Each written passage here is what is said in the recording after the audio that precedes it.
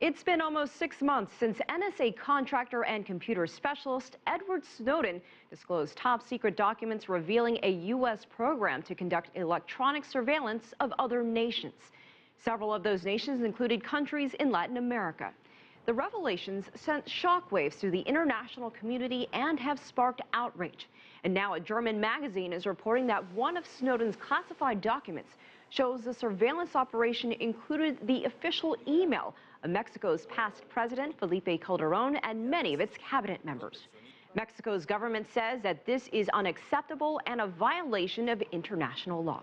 Joining us now to talk more about the National Security Agency debacle and its continuing fallout is our political analyst, Laura Carlson, in Mexico City. Welcome, Laura. You know, we already knew that President Enrique Peña Nieto was under surveillance, but now we find out that former President Felipe Calderón was being spied on as well. Is there any surprise here?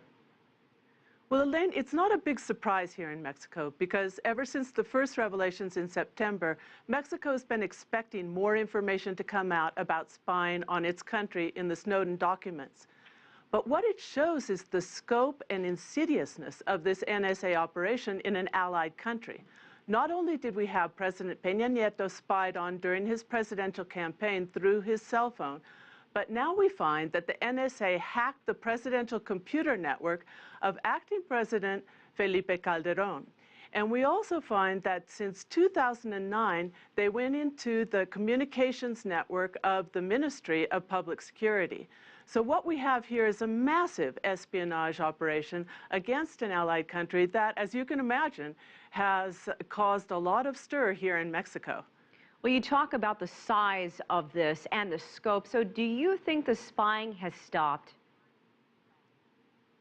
No, I don't think there's any reason to believe that the spying has stopped, mainly because the NSA has not really acknowledged any kind of guilt or that it's done anything wrong in this case. What it said is that our operations are basically the same as what other countries do.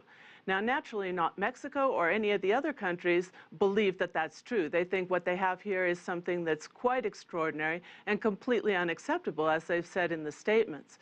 So until the NSA recognizes that other countries have a right to be indignant about what's going on, it's hard to believe that these operations would really change. Well, and that is the line from the Mexican government, condemnation basically over these activities. Do you think this will change the relationship between Mexico and the United States? It is changing the relationship, and that relationship was already on kind of shaky grounds.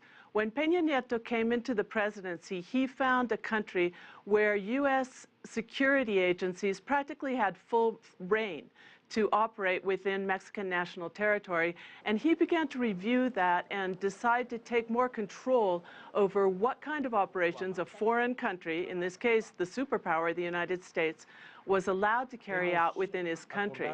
So that review was going on when this happened, and this has intensified a lot of the questioning of exactly what the U.S. government is doing in Mexico, and it's also eroded trust. Although the relationship is central to both countries, it's definitely going through a transition period, and it's not clear exactly how that's going to come out, although Mexico has been fairly mild up to now in its protests against this spying operation.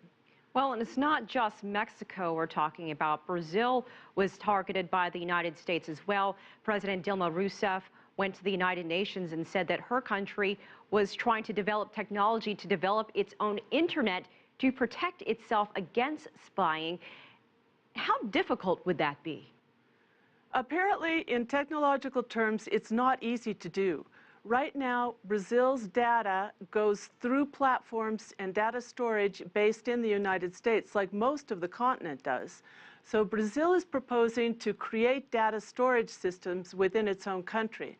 They're also talking about creating a fiber optic line that goes directly to Europe, so it doesn't have to bounce its communications through the United States, about having a communications satellite that it controls itself rather than having to go through the Mexican company of Carlos Slim here, and a number of other direct ties between Southern Cone countries.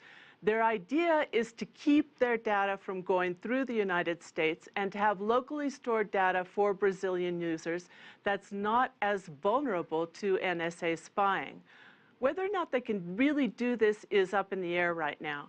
And so they're coupling these technological changes with the demand that all the countries of the world sit down and create some new rules about spying, and particularly with the electronic data.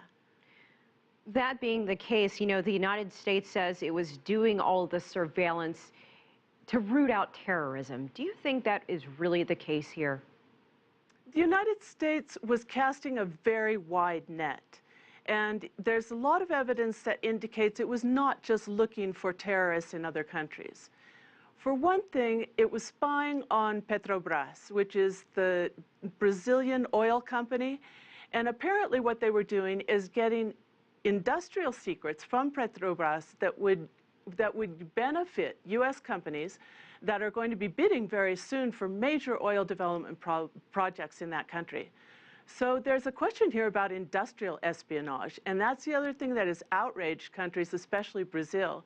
And there's also a question about where is that fine line between the right to privacy of all these innocent citizens that they have no reason to believe would have any terrorist connections, who are being spied on, whose communications are being filtered by the United States, and any kind of legitimate security concerns that it might have. All right, Laura Carlson in Mexico City, thank you for your insight.